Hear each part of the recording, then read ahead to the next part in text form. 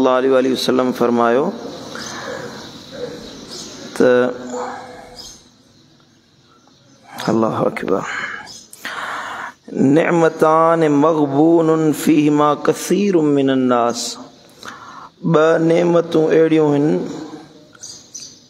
ब अल्लाह ताला बाननि ते दुनिया वारनि ते अहिड़ियूं नेमतूं कयूं आहिनि जन नेमतुनि खां दुनिया जा अक्सर माण्हू गाफ़िल ऐं बेख़बर आहिनि। अहिड़ियूं ब नेमतूं अज़ीम नेमतूं अल्लाह ताला ॾिनियूं आहिनि हर इंसान खे। जॾहिं उहे नेमतूं हथनि मां हलियूं वेंदियूं आहिनि पोइ माण्हू उन्हनि जे बारे में सोचींदो आहे।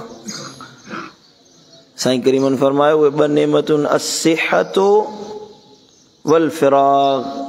हिकिड़ो इंसान जी सिहत, ॿियो वांदकाई, फ़ारिग़ वक़्तु, सिहत ऐं वांदकाई। इहे अहिड़ियूं नेमतूं आहिनि जेसीं इंसान वटि हूंदियूं तेसीं उन्हनि जो क़दुरु न थींदो। जॾहिं हलियूं वेंदियूं न पोइ उन्हनि जे बारे में माण्हू सोचींदो आहे।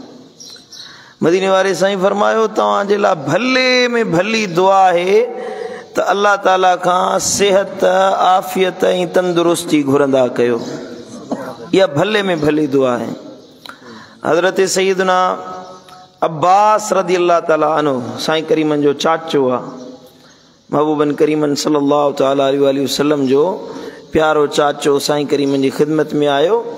अचे अर्ज़ कई या रसूल अल्लाह मूंखे अहिड़ी का दुआ सेखारियो जेका मां अल्लाह खां बार बार घुरंदो रहां।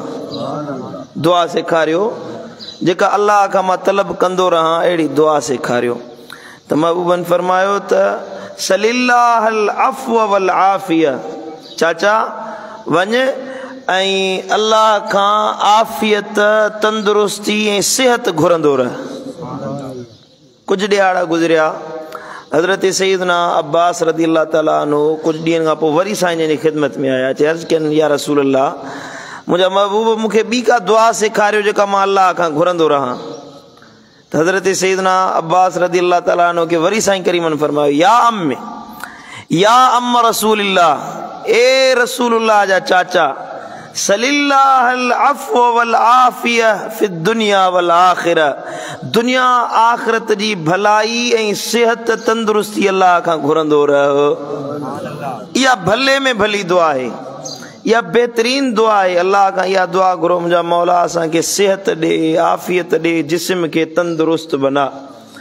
साईं करीमन फरमायो अल अक़्लु सलीम फ़ी बदन सिहतिल अज़ीम। अल्लाह ताला जेको अक़्ल सलीम ठाहियो आहे, सुठो अक़ुल ठाहियो आहे जंहिंसां इंसान खे सम्झ ईंदी आहे, सोच ईंदी आहे, जंहिं अक़ुल जे ज़रिए माण्हू दुनिया जो वहिंवार वापार हलाए सघंदो आहे, दुनिया जा मामलात संभाले सघंदो आहे। मदीने वारे साईं फरमाया अल अक़्लु सलीम, इहो अक़्ल सलीम इंसान जे सिहतमंद बदन में हूंदो आहे। सिहत हूंदी त माण्हू निमाज़ बि पढ़ी सघंदो, सिहत हूंदी त माण्हू रोज़ो बि रखे सघंदो, सिहत हूंदी त माण्हू साईं मुंहिंजा हज बि करे सघंदो। अक्सर नेकियुनि वारा जेके कम आहिनि से सिहत सां जुड़ियल आहिनि। तव्हां गौर कयो, क़ुरान मजीद आहे, पढ़ूं था, तिलावत कयूं था, अखियुनि जी सिहत न हुजे पढ़ी सघंदासीं? असां साईं मुंहिंजा सजदो ॾियूं था, चेल में सूर हुजे सजदो ॾेई सघंदासीं? अक्सर तौर ते माण्हू वॾी उमिरि वारा थींदा आहिनि त कुर्सी ते वेही नमाज़ पढ़ंदा आहिनि। सिहत आहे त माण्हू सजदो बि ॾिए थो। हज़रत सैयदना अबू बकर सिद्दीक़ रज़ी अल्लाह तआला अन्हु वरदा के साईं करीमन फरमायो सल्लल्लाहु अफ़्व वल आफ़िया। अबू बकर ए मुंहिंजा उम्मतियो, ए मुंहिंजा सहाबियो, अल्लाह खां सिहत आफ़ियत तलब कंदा रहो। छो जो अस्सिहतो वल आफ़ियतो ख़ैरुन बअदल यकीन, अल्लाह वटि ईमान खां बाद में भले में भलो अमल इहा दुआ आहे जेका माण्हू पंहिंजी सिहत जे लाइ घुरंदो आहे। इहो भले में भली दुआ आहे। ईमान खां बाद में जेको अल्लाह कलमो नसीब कयो आहे, मुसलमानी नसीब कई आहे, ईमान नसीब कयो आहे, इन ईमान खां बाद में भले में भलो अमल, बेहतरीन अमल आहे सिहत ऐं तंदुरुस्ती। सम्झो था?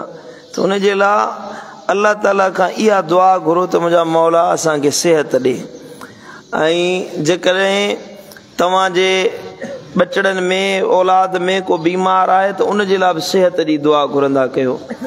हर हिक जे लाइ तव्हां ॿियनि जे लाइ सिहत जी दुआ घुरो त अलाह वरी तव्हांखे बि सिहत वारो बणाईंदो। इहो बदिलो आहे, सम्झो था। त इन जे लाइ अलाह ताला खां इहा दुआ तलब कयो त मुंहिंजा मौला बीमारियुनि खां बचा। अलबत्ता बीमारी अची वञे इहा बि गुनाहनि जो कफ़ारो हूंदो आहे। हबीबन फरमायो त हिकिड़ी राति जो बुखार 2 सालनि जे गुनाहनि खे ख़तम करे छॾींदो आहे।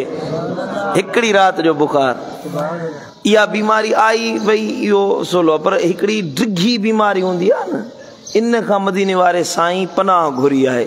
अलाह खां इहा दुआ घुरो मुंहिंजा मौला डिघियुनि बीमारियुनि खां बचा। अहिड़ी बीमारी जंहिंमें मोहताजी अची वञे, तंग दस्ती थी वञे, इन खां अलाह जी पनाह घुरंदा कयो। इहा मदीने वारे साईं जी सुन्नत आहे। अल्लाह खां दुआ है अल्लाह असां सभिनी जे बदन खे सिहत वारो बणाए। अल्लाह ताला असां सभिनी खे सिहत याब बनाए, बीमारियुनि खां महफूज़ फरमाए। जेकी बीमार आहिनि अल्लाह ताला उन्हनि सभिनी खे शिफ़ाए कामिला ऐं आजिला अता फरमाए।